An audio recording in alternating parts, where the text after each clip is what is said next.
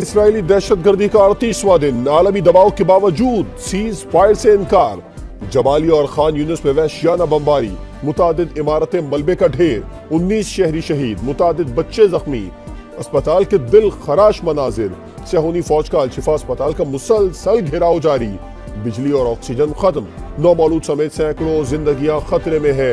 फौरी एक्शन ना लिया तो अस्पताल मुर्दा खाने बन जाएंगे। डॉक्टर्स विदाउट बॉर्डर्स ने खबरदार कर दिया। अल-शिफा अस्पताल पर हमले के बाद हमास ने यरगमालियों की रिहाई के लिए मुज़ाकिरात मुअत्तल कर दिए। गजा के अस्पतालों में लड़ाई नहीं चाहते, अमेरिका का इसराइल को पैगाम। में सीज फायर की कोशिशें तेज, अमेरिकी सदर का कतर से टेलीफोनिक राबिता। गजा की सूरत हाल पर तबादला ख्याल, शेख तमीम बिन हमद सानी का शहरियों का कत्लेआम बंद करने का मुतालिबा और रफा बॉर्डर मुस्तकिल बुनियादों पर खुलवाने का मुतालिबा। अमरीकी वजीर खारजा का भी कतरी वजीर आजम से राबिता, यरगमालियों की रिहाई, इमदाद की तरसील, जख्मियों की मुंतकिली पर बातचीत। फलस्तीनियों को जुल्म से बचाने के लिए अमली इक़दाम ना किए तो तारीख मुआफ नहीं करेगी। सिराजुल हक कहते हैं इस्राइल जंग हार चुका है, क़िबला अव्वल को बचाने का यही वक्त है। मजलिस वहदतुल मुस्लिमीन का इस्लामाबाद में आज़ादी फ़लस्तीन मार्च, इसराइल से सिफारती ताल्लुकात शैतान से दोस्ती के मुतरादिफ करार। कराची में मरकजी मुस्लिम लीग की फ़लस्तीनी अवाम से ज़ाहिर यकजहती के लिए रैली, हाफिज नईमुर रहमान और मुस्तफ़ा कमाल का खिताब, मजलूम अवाम की मदद की अपील। कराची के इलाके सोहराबकोट अलासिफ स्क्वायर के करीब गैर कानूनी मुकीम तारकीन वतन के खिलाफ पुलिस का बड़ा ऑपरेशन। 500 के करीब फ्लैटों की तलाशी, 300 मुश्तबा अफराद को हिरासत में ले लिया गया। कवायद मुकम्मल न होने पर होल्डिंग कैंप मुंतकिल किया जा रहा है। कराची में डाकू राज, street crime out of control. New Karachi में मुर्गी सप्लाई करने वाली गाड़ी पर हमला, मज़ाहमत पर डाकुओं की फायरिंग से सिक्योरिटी गार्ड जाँ बहक। 18 लाख रुपए लूट लिए।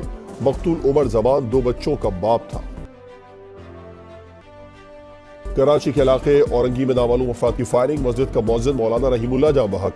करंगी में शहरी की फायरिंग से 2 डाकू मारे गए। हब रिवर रोड पर AVCC का मुबैना मुकाबला, 2 डाकू जख्मी हालत में गिरफ्तार।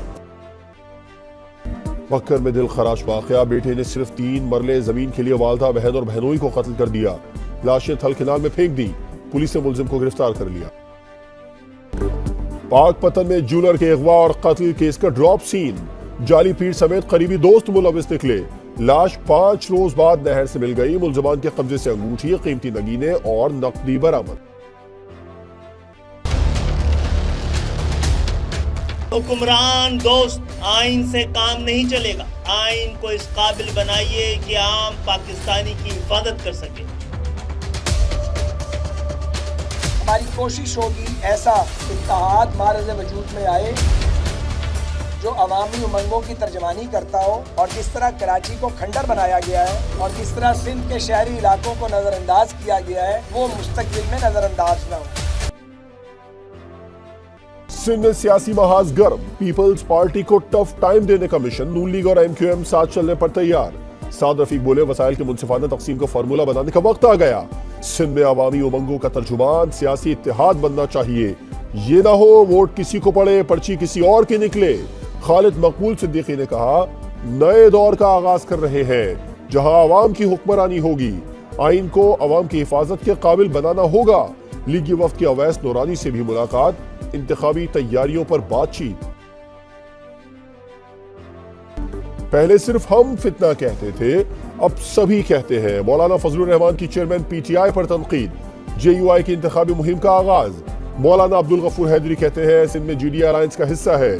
बलूचिस्तान में नून लीग से सीट टू सीट एडजस्टमेंट हो सकती है।